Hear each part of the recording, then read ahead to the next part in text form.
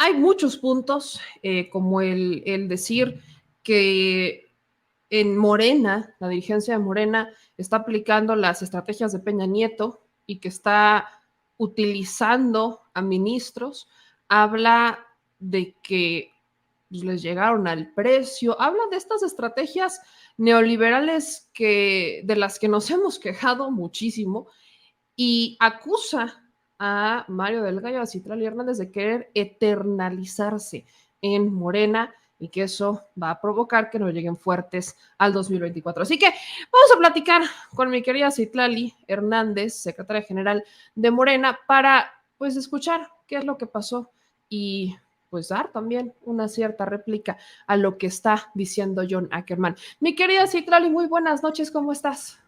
Hola, querida Meme, bien, bien. ¿Y tú? Qué gusto verte, aunque sea a Muy distancia. bien, muy bien. Aunque yo tengo que empezar diciéndote que estás en el Senado y luego te toca esto del tribunal.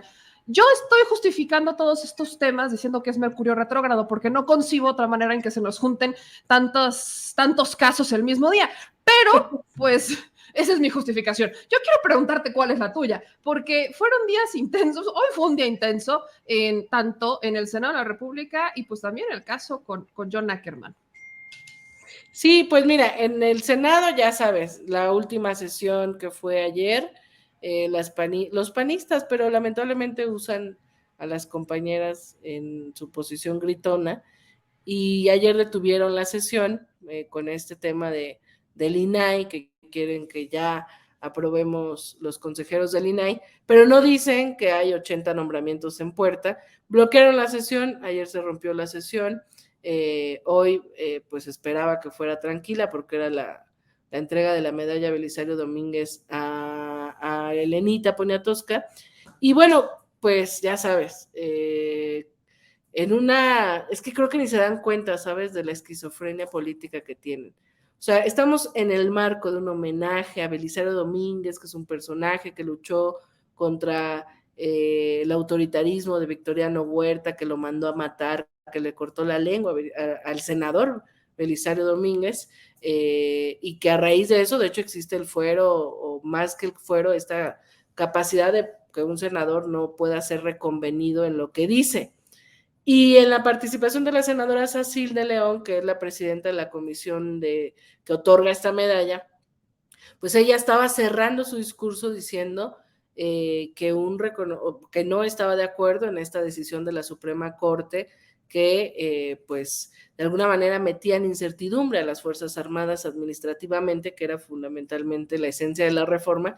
Y bueno, pues las compañeras estas panistas empezaron a gritar, el panismo se levantó y empezó a gritarle, fuera, fuera. Es una locura, o sea, le están tratando de negar en el uso de su palabra a una senadora, y además le gritan fuera. Pues el fantasma de Victoriano Huerta inunda sus almas, y luego pues esto que ya vimos de Lili Telles queriendo provocar a Jesús Ramírez, ¿no?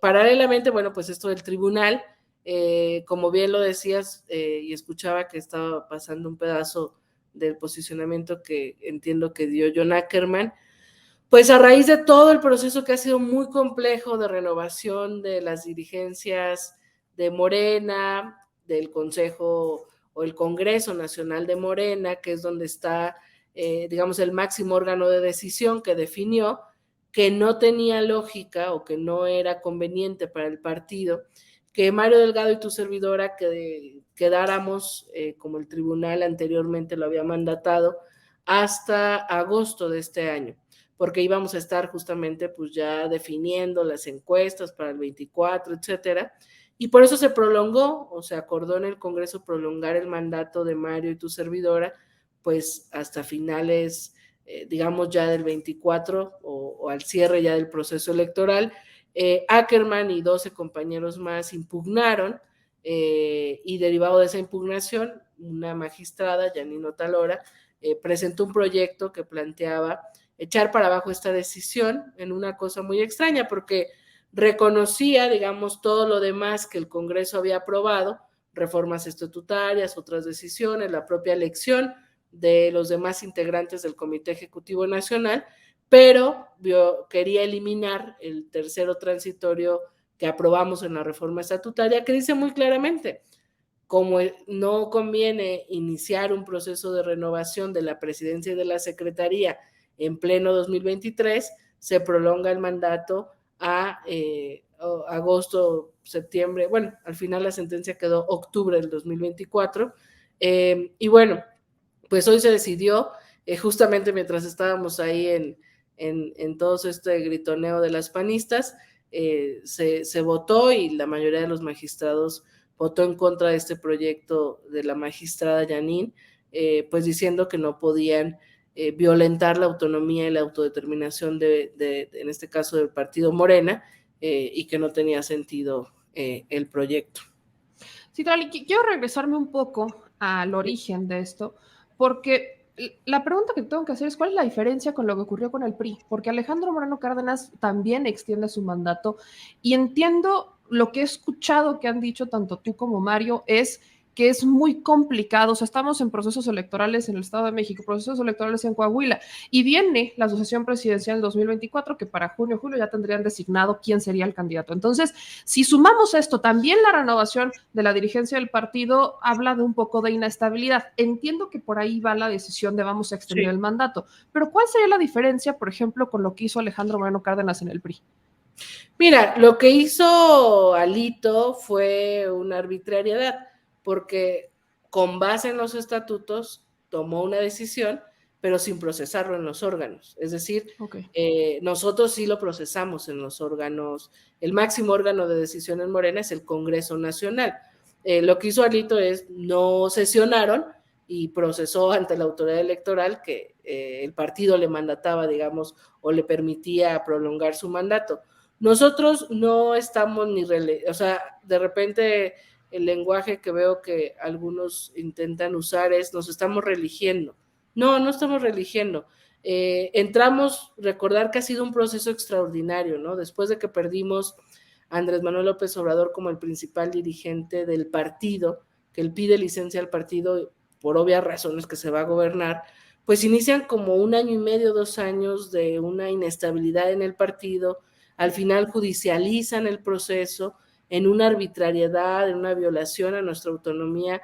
El tribunal impone que se defina por encuesta la dirigencia, tanto la presidencia como la secretaría general, cosa que, ojo, nuestro estatuto plantea la encuesta para candidatos, pero no para dirigentes. Ahí es donde entra Mario, ahí es donde entro yo. Él gana la encuesta a la presidencia, yo gano a la secretaría general, para nadie es un secreto que no íbamos como con la misma visión, pero tenemos muy claro que hay que sacar adelante el proyecto y fortalecer el partido.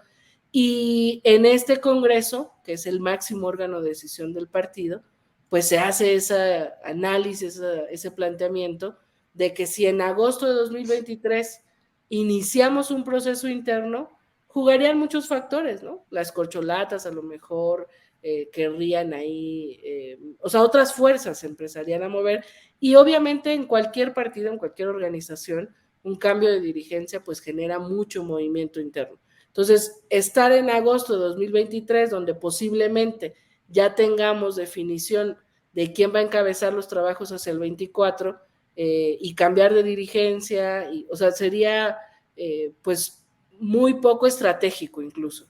Entonces, la diferencia es que aquí los consejeros lo votaron, se procesó en el Congreso Nacional, se planteó por esto, no somos iguales, ni Mario ni yo somos Alito Moreno. La razón y motivación seguramente de Alito es seguir teniendo control de un partido que se sabe que entrega candidaturas, como lo ha denunciado Laida, pues desde lana hasta los cuates y hasta el uso de favores o de recibir packs por parte de algunas mujeres. Es decir, Alito lo que quiere es mantener el control y el poder de un partido y violentando a los órganos. Nosotros entendemos y asumimos que hay que estar un rato más, incluso también decirlo, eso nos obliga, por lo menos yo así lo entiendo, a no irnos a ninguna otra candidatura.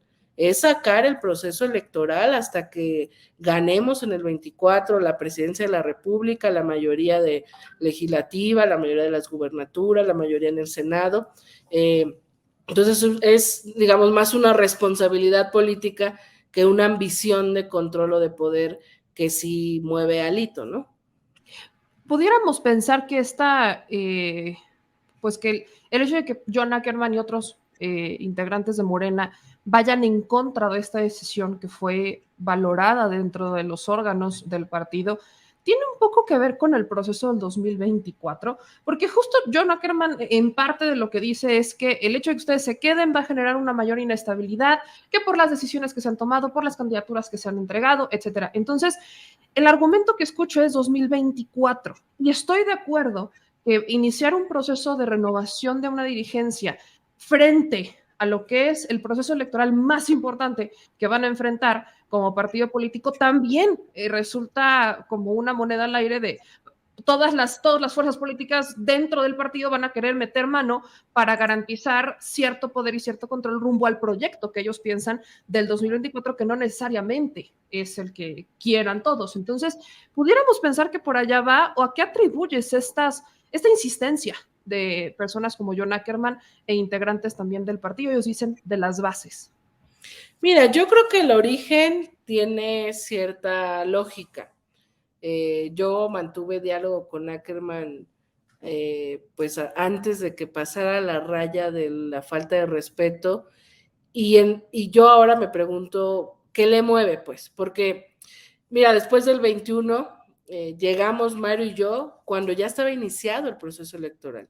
Tuvimos muy pocos meses para definir candidaturas en la elección más grande que ha tenido nuestro país. No es secreto, lo hemos hablado en otros espacios abiertamente. Por supuesto que la toma de decisiones en el 21 no fue la mejor. Electoralmente tuvo resultados, pero yo creo que estamos en un momento del partido en el que hay que generar equilibrios entre esa militancia que fundó el partido, que construyó, que sigue trabajando, que ha dado liderazgos al proyecto, y esas nuevas sumas, porque el partido no puede cerrarse, el partido es muy abierto, y esa apertura trae sus pros y sus contras. Evidentemente, yo también vengo de la militancia de base, yo sé lo que es, pues, construir desde abajo. El partido ha crecido mucho. Para mí, pues, yo fui diputada a los 25 años porque nadie quería ser candidata y candidato, éramos un puñado en ese momento. Y de hecho fui por consenso. Hoy pensar en Morena en un consenso es difícil, aunque nuestros estatutos plantean definir candidaturas por consenso o por encuesta. El partido es otro, ya ha crecido. Tenemos menos de 10 años de vida y eso nos lleva a varios retos, errores, definiciones internas, a la exigencia lógica de disminuir contradicciones. Creo yo que en ese contexto Ackerman y otros compañeros denunciaron cosas que no les gustaron, la definición de algunos candidatos a gobernadores, que se pudo haber procesado mejor las candidaturas, que se cuidaran más los perfiles para que no hubiese, pues, Lili Telles, ¿no? Yo eso lo comparto, pero yo no entiendo ya ahora por qué John, que además él promovió el apoyo a Mario Delgado en su momento, hizo una columna respaldando a Mario y diciendo, argumentando por qué a Morena le iría bien con Mario Delgado. No entiendo por qué ahora agarró un enojo dirigido con nombre y apellido a Mario y a mí, y yo se lo he dicho públicamente ya en Twitter, porque ya hace rato que no hablo con él, no entiendo por qué está dedicando su fuerza, el hecho de que le hagan caso a algunos militantes, su capacidad, es un buen abogado, para minar la vida interna, porque judicializar los procesos, este golpeteo mediático, este golpeteo público, esta manera en la que genera, nos señala con adjetivos, pues no creo que construya mucho. A lo mejor él cree que está denunciando cosas, pero yo no veo que eso construya. Debería dedicar esa fuerza, esa capacidad y demás, por ejemplo, pues a defender la cuarta transformación, a debatirle al Poder Judicial, a hablar de la Guardia Nacional. Yo lo he dicho, en 2017 él apoyó el proceso postelectoral de Delfina. Hoy podría estar en el Estado de México de manera pues muy táctica, con acciones jurídicas, ayudándole a la gente a que denuncie el condicionamiento de programas sociales, la compra de votos, etcétera. Yo no sé por qué John ha decidido concentrarse día y noche en la vida interna de Morena y no ver el momento político e histórico que está viviendo el movimiento, donde estamos bajo embate, donde todos los intereses contra la 4T están activos, donde estamos al cierre del sexenio y donde lo que conviene hacia adelante por mera lógica es ir en unidad y fortalecer a Morena y fortalecer el proyecto para que en el 24 lleguemos bien. ¿Eso quita que eliminemos el debate interno? No. ¿Eso quita que haya cosas que mejorar en el partido? Por supuesto que no. ¿Eso implica dejar de escuchar las voces críticas de Morena? No. Pero yo no sé por qué Ackerman está ya en esta definición tan... pues yo la otra vez hacía un ejercicio, me metí a su Twitter, si ves su Twitter, todo es contra Morena, contra nosotros, no lo veo ya debatiendo contra el viejo régimen o contra la derecha. Entonces, pues yo lamento que John esté decidiendo pasar a la historia en este momento de la historia como una persona que se concentra solo en mermar la vida interna de Morena. Creo que podría lograr más si actuara de otra manera, si generara propuestas muy concretas de cómo mejorar la toma de decisiones, etcétera.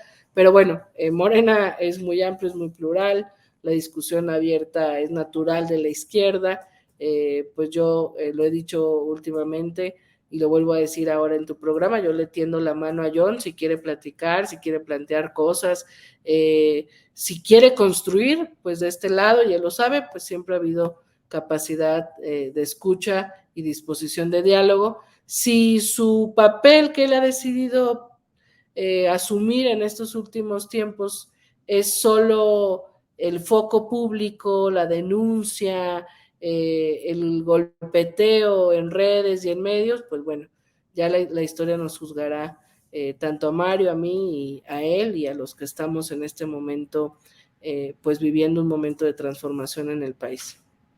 Hay dos cosas que acusa John Ackerman. El primero es que no deberían seguir en el cargo justamente por la manera en la que llegaron. El hecho de haber este tema escandaloso en donde el Instituto Nacional Electoral se metió y bueno, ya sabemos esa historia. Y acusa también que hubo presiones hacia particularmente el magistrado Vargas. Esto, ¿hay alguna manera en la que hubiera pasado el tema de la presión hacia el magistrado Vargas o hacia alguno de los magistrados del tribunal? Y en el caso de la manera en la que llegaron a la dirigencia de Morena, tengo que preguntarte dos cosas que creo que para al menos muchos que no conocemos cómo funciona la vida interna de Morena, por ejemplo, genera curiosidad. De no haber llegado bajo este proceso en donde intervino el instituto, Morena, ¿cuándo tendría que haber renovado la dirigencia o los tiempos están marcados pese a ese nombramiento del instituto? Te lo pregunto porque sí se me hace burdo que tengamos a un partido que esté renovando justo antes de un proceso electoral. Entonces, ¿eso se puede prevenir? ¿Existió, no existió? Y también, ¿qué se aprendió de ese proceso? Porque muchos, incluso en los comentarios leo que dicen que quizás el partido ya se está perredizando antes de lo esperado con estas tribus que quieren imponerse lejos de debatir internamente y llegar a una resolución de conflictos plural característico de las izquierdas y que en realidad ya están perdiendo el rumbo. Mira, yo no comparto esta idea poco pesimista, muy característica de la izquierda a veces, de que ya nos estamos perredizando y probablemente después de Andrés Manuel Morena ya no sea lo mismo. Sin duda no va a ser lo mismo, pero de eso a que se va a echar a perder, no lo comparto porque hay que entender que todo cambio político implica un proceso. Y yo siempre lo he dicho, Morena surgió por lo menos con 3 grandes objetivos. Uno, llevar a la presidencia a Andrés Manuel López Obrador para que iniciara la implementación de un proyecto alternativo de nación. Digamos, check, eso ya lo logramos, ¿no? La segunda razón por la que tiene sentido o fundamos Morena fue para tener una herramienta política que nos permitiera disputar el poder, pero también revolucionar conciencias. Eso todos los días lo hace el presidente, todos los días lo deberíamos de hacer los militantes y simpatizantes de Morena, porque es la mejor manera y la garantía mayor de que la gente consciente, informada, empuje los cambios más allá de los dirigentes, más allá de los partidos, más allá de cualquier coyuntura. Eso, pues, es yo creo que una misión y una tarea que la vamos a llevar hasta el final de nuestras vidas. Y la otra razón que yo creo que es la más complicada es fundamos Morena con la claridad de combatir los viejos vicios de la política tradicional. Y eso no lo hemos logrado, yo lo he dicho muchas veces y no me canso de decirlo. Lo nuevo no ha terminado de nacer y lo viejo no ha terminado de morir en cuanto a práctica política. Es decir, tú volteas y cualquiera, tú, meme, cualquiera que nos esté escuchando podrá ubicar personas de la 4T, personas de Morena que dicen, la veo o le veo con los valores de la Cuarta Transformación, veo que es el estilo del presidente, la manera de hacer política sirviendo, sin buscar dinero, sin digamos, sin los vicios tradicionales. Pero también cualquiera de nosotros podemos ver cerca de la 4T y dentro de Morena, pues sopilotes oportunistas que no tienen mucho de cultura política nueva. Bueno, esa es una realidad en un partido que ha crecido tanto con, insisto, 8 o 9 años de vida recién, pues no es que automáticamente fundas un partido y ya toda la práctica política cambia. Yo ahí por eso insisto y aprovecho esa pregunta para decirles a todos los que creen que nos estamos perredizando, no, estamos definiéndonos como partido. La primera etapa antes del 2018 concentramos cada esfuerzo quienes le fundamos, quienes acompañamos el proceso de fundación de Morena, para la afiliación, para la información, para denunciar las reformas estructurales de Peña Nieto, para, digamos, construir la base de Morena. Y todo fue enfocado al 18 para llevar a Andrés Manuel López Obrador a la presidencia, ganar con una diferencia amplia que no permitiera el fraude, cubrir toda la estructura electoral para tener representantes de casilla. Es decir, y el liderazgo era Andrés Manuel López Obrador, y lo digo con mucha sinceridad y no tengo pena absoluta en decirlo. Al ser el presidente del partido y él el máximo liderazgo, pocas veces cuestionamos o se cuestionó al interior del partido lo que él planteaba, porque lo asumimos muchos el conductor político, el liderazgo. ¿Qué pasa después del 2018? Que perdemos al conductor al que casi prácticamente todo le dijimos que sí, porque confiamos en Andrés Manuel, e inicia la nueva etapa de Morena sin Andrés Manuel y ya como partido, digamos, pues con funciones más complejas, porque antes del 18 el objetivo era ganar en el 18, por ello apechugamos la suma de algunas personas, no se cuestionaban muchas decisiones. Ya sin Andrés Manuel López Obrador, digamos, incidiendo en el partido, pues inició este tema de pues estar, digamos, ¿qué es lo que pasó después del 18? El estatuto planteaba que el Comité Ejecutivo Nacional tenía que emitir una convocatoria para la renovación antes de irse en el último Congreso Nacional Ordinario. Luego lo voy a buscar y se los comparto en redes, que todo está seguramente en YouTube y en la página de lopesobrador.org. El último discurso de López Obrador en el Congreso de Morena, donde él dice, me voy a gobernar, pido licencia a mi militancia de Morena, deja un par de recomendaciones, que como ahora Morena iba a tener más presupuesto, que la mayor parte del presupuesto se fuera al Instituto de Formación Política. Inmediatamente después, el estatuto dice que al finalizar un proceso electoral federal, inicia un proceso de renovación, es decir, en 2018 tendríamos que haber renovado la dirigencia.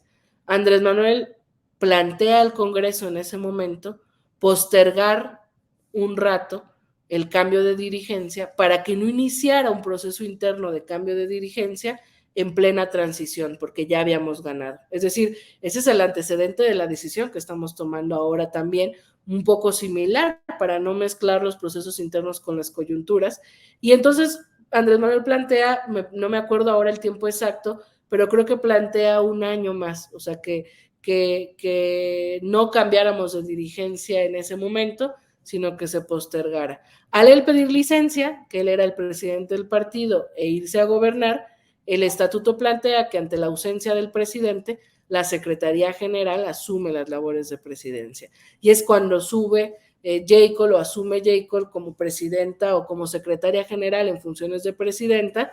¿Qué le toca a Jacob? O qué era lo que pensamos mucho que le tocaba a Jacob. De inmediato vino, creo que un proceso electoral en Durango y en Aguascalientes y en Hidalgo, me parece, no nos fue bien. Y qué era lo que le tocaba a Jacob, lanzar la convocatoria para renovar en la fecha que propuso el presidente y orientar el recurso del partido al Instituto de Formación Política. No hizo ninguna de las dos. En ese entonces la presidenta del Consejo Nacional era Berta Luján. Berta insistía en que se lanzara ya la convocatoria para la renovación. Jacob no quería. Ahí, cuando empieza a entramparse este tema, se arma una comisión de notables, o así se le llamó, que pudiera mediar entre las dos compañeras y empujar pues que se lanzara la convocatoria para renovar todo, porque tocaba renovar todo, dirigencias estatales y la dirigencia nacional. Ahí me tocó, estuvo Pedro Miguel, Enrique Dussel, no me acuerdo ahora quién más se planteó esta comisión. Ahí me buscaron a mí para estar en esta comisión y como mediar en este conflicto, por eso puedo decir con mucho sustento que estuve cerca y que a veces se acordaba ya lanzar la convocatoria y de repente se echaban para atrás. Bueno, ese conflicto duró como 1 año y medio hasta que, y lo voy a decir con todas sus letras, el suplente del coordinador en el Senado, Ricardo Monreal, Alejandro Rojas Díaz Durán, impugnó y judicializó el proceso viendo esta falta de desacuerdo interno y muchos ahora, digo, estando desde este lado, pues sabes que de repente muchas de las decisiones tristemente que ejecutan tribunales y demás, pues son resultado del cabildeo político. Y pues yo sostengo que hubo quienes judicializaron y aprovecharon el conflicto interno con toda la intención, pues para tomar el partido. Y entonces la sentencia del tribunal que nos impone, me regreso un poquito, perdón, y creo que es importante para que conozcamos un poco la historia de todo este conflicto y tampoco desesperarnos y decepcionarnos en que Morena ya está perdida. Logramos esta comisión coadyuvante, un Congreso Nacional extraordinario, que es el ámbito donde se emite la convocatoria porque es la máxima autoridad. Se logra un Congreso extraordinario, se nombra un presidente interino, que era Alfonso Ramírez Cuellar, que ya digamos nombrando al presidente interino, Jacob regresaba como secretaria general, y con esa nueva dinámica, y se nombran carteras que estaban vacías del Comité Ejecutivo Nacional, y con el mandato de que muy pronto o en lo inmediato emitieran esta convocatoria. Se emite la convocatoria que establece nuestro estatuto, que tiene que haber asambleas en cada distrito. En esas asambleas de militantes se elige 5 hombres, 5 mujeres como consejeros, se van al Consejo Estatal y así vamos llegando al Consejo Nacional. Ya cuando terminamos casi todas las asambleas de los 300 distritos, esta judicialización avanza y nos sueltan la sentencia del tribunal. ¿Qué dice el tribunal? Tus asambleas son inválidas porque no hay un padrón confiable y entonces no sabemos si estás haciendo asambleas con militantes y bueno, como se ve que quieres cambiar de dirigencia o que necesitas cambiar de dirigencia, te invalidamos tu proceso, pero vas a definir presidente y secretaría general por una encuesta que tú vas a pagar y que el INE va a realizar. Una violación fatal a nuestra autonomía. Para nadie es un secreto, para entonces ya de aspirante a presidente estaba Mario y también estaba aspirante a presidenta Berta Luján, que era quien en lo personal yo apoyaba o apoyé, digamos. Sin embargo, ya al imponer una encuesta, Berta valoró pues que con la militancia podía ganar, pero en una encuesta no, porque no era tan conocida públicamente. Y pues Mario para entonces ya había avanzado, era el coordinador del grupo parlamentario, tenía proyección mediática, yo estaba acá en el Senado, varios militantes, varias personas me plantean participar y es así como yo participo en la encuesta a la Secretaría General. Al final Mario gana la encuesta a la presidencia, yo a la Secretaría General y nos quedamos con varios pendientes. Uno, si nos invalidó el padrón de afiliados el tribunal, pues ahora habría que iniciar o habría que cumplir con un nuevo padrón de afiliados. 2, pues todavía estaba pendiente renovar toda la dirigencia nacional, porque lo único que había cambiado era Mario y yo, y todos los comités estatales. ¿Qué tenía tramposamente? Y yo desde ese entonces lo noté en la sentencia, que nos daba temporalidad y nos decía, pues nosotros fuimos electos en el 2020, si no me equivoco, y nos decía hasta agosto del 2023. Yo desde entonces dije, eso será un problema, porque estará muy cercano al 2024, pero bueno, ya estaba el proceso electoral del 21 en puerta, nos metimos en eso, procesos electorales que han pasado, hasta que logramos al final del año pasado emitir la convocatoria, logramos cambiar todas las dirigencias estatales, se integró una nueva dirigencia nacional, menos Mario y yo, porque todavía teníamos validez en esta sentencia, se reformaron los estatutos en algunas partes que ya necesitábamos reformar como parte de una izquierda gobernante, de un partido ahora en el poder, y es ahí en el Congreso Nacional donde se analiza prolongar otra vez, como se hizo en su momento cuando Andrés Manuel pidió licencia, se atrasó la renovación y ahora más bien se prolongó la duración de mandato de Mario y mía, y en el 2024 tendremos que emitir nuevamente otra convocatoria, iniciará otro proceso. No me acuerdo ahora cómo quedó bien en la reforma estatutaria, creo que quedó igual, pero lo que dice el estatuto es renovar la dirigencia después de cada proceso federal, es decir, digamos en las intermedias, ¿no?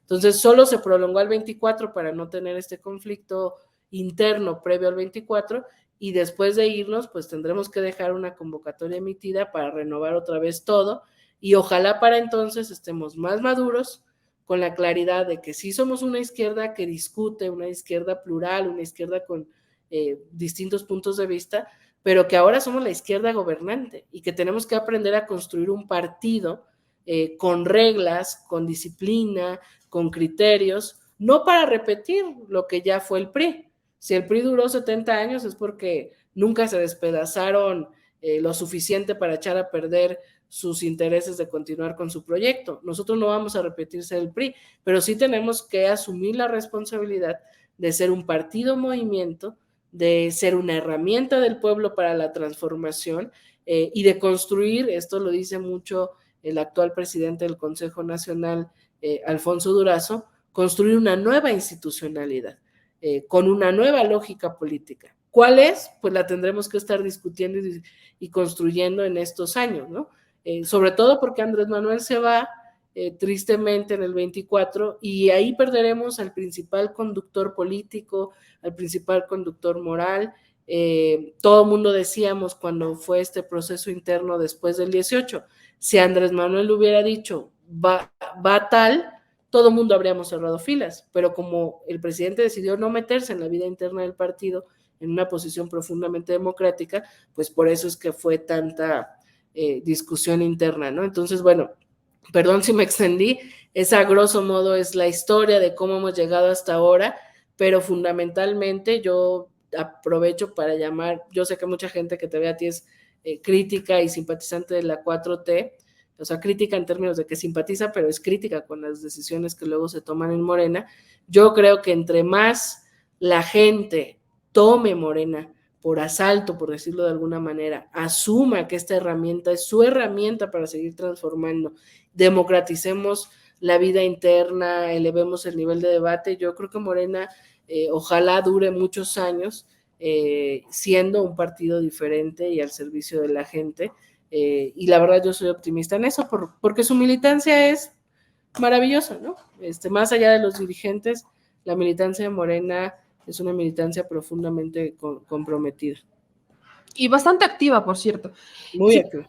Para cerrar, quisiera que no solamente, porque veo también los comentarios, y ya sabes que a mí me encanta involucrar lo que está diciendo la audiencia, que escuchan esto y que sienten que es un poco choro. Entonces, lo que yo quiero pedirte, que me ayudes con una respuesta desde obviamente la visión como secretaria general, pero también como militante del partido.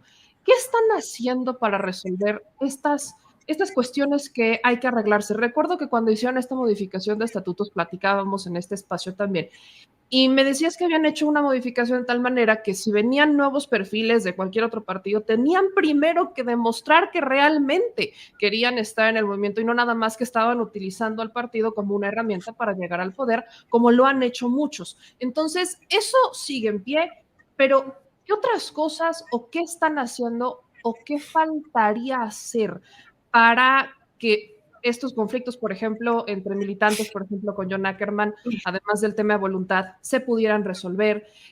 Sobre todo el asunto de los candidatos, que a veces las encuestas, pues el caso Coahuila, que yo entiendo que la visión del partido es todos con Morena y con el candidato que salió en la encuesta, pero también hay muchos que no están de acuerdo con ese candidato ni con esa encuesta, entonces cuestionan el propio mecanismo de encuesta de decir, pues sí, sí llegó, pero está partido el caso en el caso de Coahuila. Entonces, ¿qué hacer para resolver y qué se está haciendo en ese momento para llegar a esa madurez como partido político, como el partido político que prácticamente gobierna el 70-80% del país?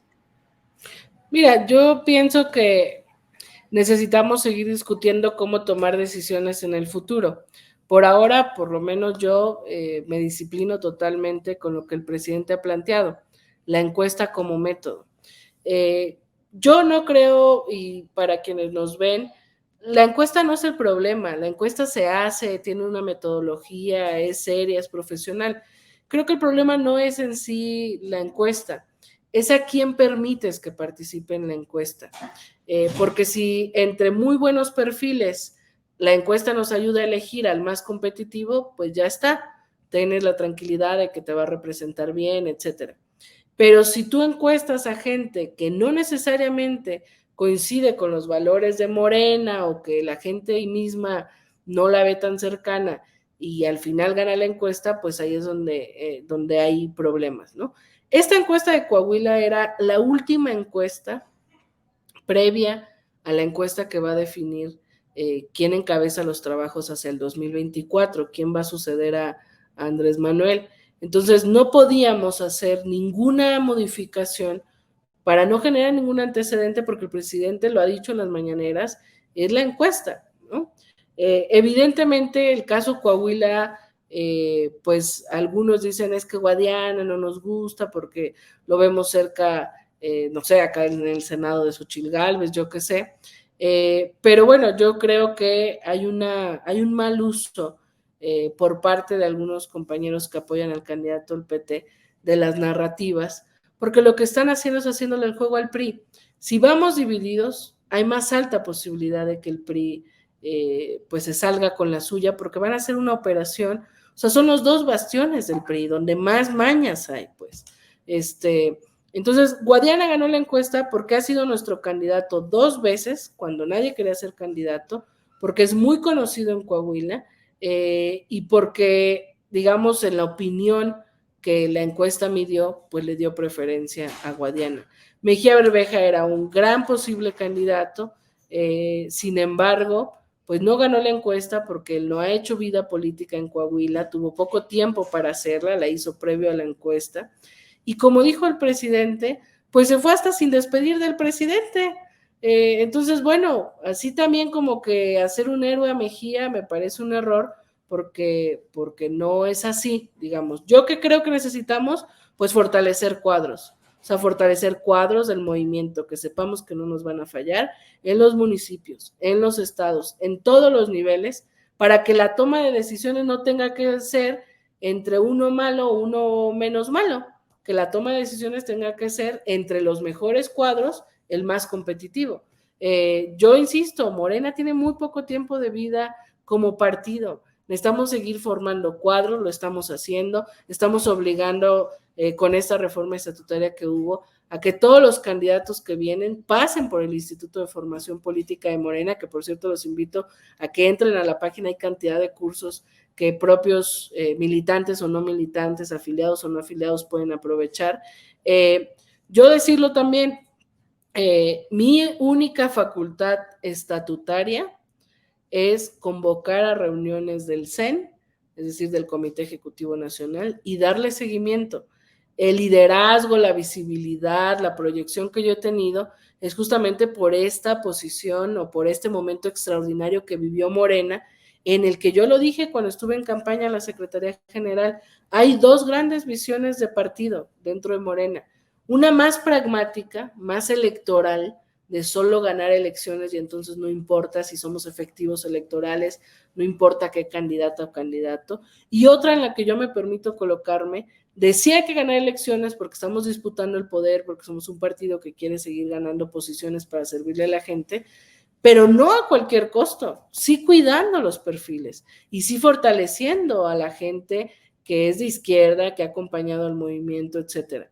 Esta definición de cómo mejorar la toma de decisiones, pues no parte, digamos, solamente de Mario y mía. Por eso es importante que la gente participe dentro del partido, porque hoy hay estatutos muy claros, se define por consenso o por encuesta. Se obliga a los candidatos a tomar antes un curso de formación política y hay una comisión de elecciones, que ahí es donde yo le diría a la gente que focalice y vamos a ver si la comisión cambia o no. Yo creo que tendría que darse una mejor integración, digamos, de cómo se toman las decisiones hacia el 24. Yo digo, esto es muy interno, pero lo comparto. Yo creo que tiene que establecerse dentro de la comisión de elecciones criterios muy claros de cómo se van a tomar decisiones para que no queden, digamos, pues al criterio propio de quienes están en la comisión de elecciones o de quienes estamos en la comisión de elecciones. Pero yo de verdad en la experiencia que tengo o que he tenido en el partido, creo que la clave está en fortalecer los liderazgos, porque yo lo digo muchas veces en la comisión de elecciones, hay compañeros que hemos caminado las calles toda la vida, que fundamos este partido y que no íbamos por la vida diciendo, oiga, soy Citlali Hernández, anticipándonos a que si había una encuesta la gente nos conociera, ¿no? Íbamos por la vida entregando el periódico Morena, hablando con la gente, pero nunca posicionamos nuestro nombre. Entonces, claro, de repente llegan políticos profesionales de otros partidos ya conocidos y el militante de base en una encuesta, pues no gana a veces porque pues no fue por la vida diciendo soy Citlali Hernández, pensando que un día iba a participar y iba a ganar una encuesta. Entonces ahí hay una disparidad, ¿no? Yo por eso digo fortalecer liderazgos. A lo mejor si ese militante de base ya ve que hay una nueva etapa donde insisto, yo hablo de mi caso, yo fui consensada por los comités de base de mi colonia en la Agrícola Oriental, porque nadie quería ser candidato, porque no creíamos que íbamos a ganar, porque la mayoría de los compañeros eran adultos y me veían a mí y decían qué bueno, una joven, pero yo acepté pensando que perdería. Ahora es muy difícil el consenso, entonces casi todo el mundo ahora quiere ser candidato de Morena, entonces el método es la encuesta. Pues yo digo, fortalezcamos los liderazgos que vemos, que la gente también le ayude a esos liderazgos que ve en los municipios, en los estados, a que sean muy conocidos o a que más gente los conozca, abracemos esos liderazgos para que en una eventual encuesta la ganen. Yo creo que después del 24 habrá que discutir al interior de Morena si la encuesta es el único método o si puede haber otros métodos. Hoy es la encuesta y en ese sentido creo que el fortalecimiento de liderazgos reales del movimiento pues es la clave y la toma de decisiones muy apegada a principios y no solo a ganar elecciones, sino a ganar elecciones con la gente que sea leal al proyecto y a servir al pueblo. Citlali, te agradezco muchísimo que te conectaras un ratito con nosotros para platicar con la audiencia, sobre todo porque, bien lo dices, hay muchos, no voy a decir que todos, pero sí hay la mayor parte de nuestra gente que nos ve y nos escucha, sí es seguidora de la 4T, pero también es crítica. Entonces preocupa, sobre todo con miras al 2024, qué va a pasar con el partido, justo por lo que decías, el presidente se va. Entonces, que esta incertidumbre de qué va a pasar después que él se vaya genera muchas dudas y también varias críticas. Entonces, pues ya sabes que esta es tu casa, me queda Citlali. Muchas gracias, Meme. Solo un último comentario, claro. Perdón que de repente hablo mucho, pero de lo que dices, yo confío como el presidente. O sea, creo que la revolución de conciencias está tan avanzada que la gente sabe quién es quién, aunque se ponga un chaleco de Morena. Y eso a mí me da, no sabes qué tranquilidad, cuando la gente sabe quién está por oportunismo, quién probablemente puede traicionar, la gente está al pendiente de todo y yo creo que no hay que subestimar la propia gente que está preocupada, que es crítica con lo que pasa en Morena, no hay que subestimar el poder que le está dando el propio presidente del movimiento a la gente. Yo sí creo en que el poder popular es el futuro de este proyecto y por eso la revolución de conciencias tiene que continuar. Entonces, a mí me da esa tranquilidad que la gente sabe quién es quién, a pesar de que se ponga el chaleco guinda, y eso creo que nos va a permitir mejorar la toma de decisiones en el futuro próximo y en el futuro más largo, ¿no? Pero bueno, muchas gracias, Meme, por el espacio y por la paciencia de que de repente me extiendo y no, pues yo también hablo mucho, pero es justo lo que quería que la gente conociera como toda a veces me dicen, es que son entrevistas muy largas, pero es que si no, no van a conocer toda la historia completa, sí. Y luego uno así se genera. Y luego somos cortos de memoria. Exactamente, y creo que ahí es donde hay que ayudar a que cada quien se genere su criterio, pero con el panorama lo más amplio posible. Entonces, exacto, ya sabes que esta es tu casa, te mando un abrazo, y para los que preguntan, aprovecho, enfrente de ti, vamos a buscar también a John Ackerman. Ya saben que en este espacio pues hay las puertas están abiertas para todos. Ya pusimos lo que dijo, no es para que, ya pusimos un fragmento de cuál es su posicionamiento, pero también lo hemos de buscar para darle esta apertura y si él considera su propio derecho de réplica. Claro que sí. Te mando un abrazote, Citlali, cuídate mucho. Gracias, descansa.